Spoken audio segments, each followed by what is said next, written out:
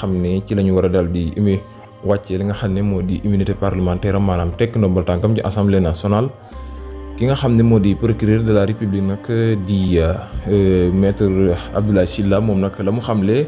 ginnaaw nag dossiers yoo xam ne daal nañ koy traité lu toll ci rek 91 dossiers yoo xam ne traité nañ ko. li nga xam ne moo di 87 lañ daal di jébbal ñii di ñi nga xam ne ñoo di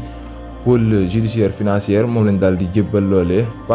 parquet financière lañ daal di jébbal 87 dossiers yi mu mel ni 87 dossiers yi daal nañ ci encaissé lu toll ci rek 2 milliards 500 millions de francs CFA lañ daal di encaissé gun rek ci ñi nga xam ne ñoo fi nekkoon doon luubal alal mu nekk nag mbir bu doy waar boo xam ne ñi la di waa parquet financière daal nañ koy amal rek ñeel liggéey bu rëy bi nga xam ne ñi ngi koy daal di def ci fàttali nag moom Farba Ngom li nga xam ne ñu ngi ko koy joxoñ ci baaraamu tuuma moo di rek lu toll ci 125 milliards de francs CFA mu toll rek ci téeméer ak ñaar fukk ak juróom ci ay milliards mbokk yi loolu nekkul benn yoon loo xam ne lu ndaw la moom Farba Ngom loolee nag lañ koy daal di tuumaal di ko toppee moom Farba Ngom jamono ji nag nit ki démb defoon na ab conférence de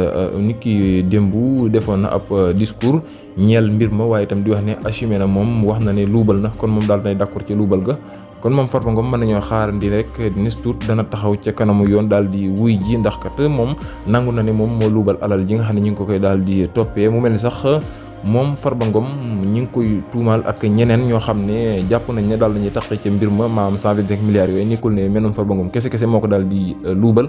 waaye nag am na ñoo xam ne ñu ngi ca wet ga ñoo xam ne ñu ngi leen di joxañ baaraam ci ne rek laale nañ ca joojee xaalis mu nekk nag lu doy waar loo xam ne daal jamono ji yéeme na lool ci réewum Sénégal moom Farba Ngom nag ginnaaw bi nga xamee ne moom mi nag li nga xam ne moo di député kese la nekkoon ci assemblée nationale nekkutoon ministre nekkutoon dara loo xam ne lu dul député mën a am alal ju takkoo noonu waaye itam ay kër ak ay immeuble yoo xam ne rek moom Farba Ngom am na ko ci réew mi waaye itam ba tey kii di financière ma ngay wéyal di amal ab liggéeyam moom nag jamono ji 87 dossiers yi 91 yi mu traité nag 87 yi daal na koy jébbal parquet financière ngir rek ñu daal di doxal amal bi la liggéey ñu wax ci keneen di rek silence bi nga xam ne ni ki démb ba tey ñu ngi koy dégg muy brûler maam daal ñi ngi brise ab silence boo xam ne daal ñenn ci taskatu xabaar yi daal nañ koy génn rek kii son excellence Bassirou Diomaye Diakhar Faye dafa daal di am li nga xam ne moo di doom ci ki nga xam ne rek moo di Absa Faye di ñaareelam loolee nag nekkoon mbégte moo xam ne ñenn ci Sénégal yi doon nañ ko xaar mu rek kii di Absa Faye daal nay am doom loolee nag nekkul benn yoon information boo xam ne daal nay wér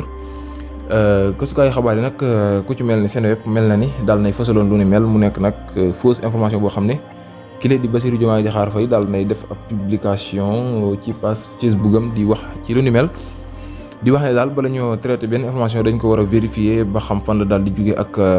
loolee est-ce que wér na ñu doog ko tasaare ndax kat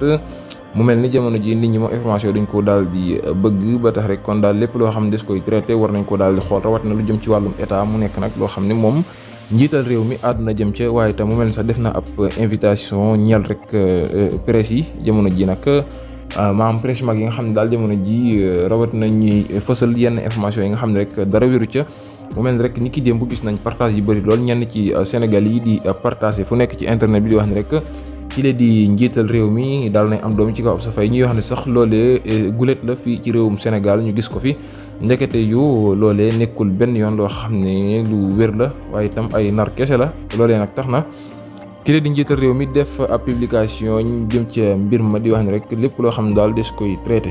moo xam lu mën di doon waaye rawatina rek loo xam ne mbirum état la rawatina loo xam ne mbirum état la te donte mënoon na nekk privé yu ni mel loolu lépp daal des ko war a bàyyi xel bala ñu ko traité ñu koy vérifier ba mu daal di wóor bu leen fàtte abonné di aimer di partager waaye itam di liker vidéo yi.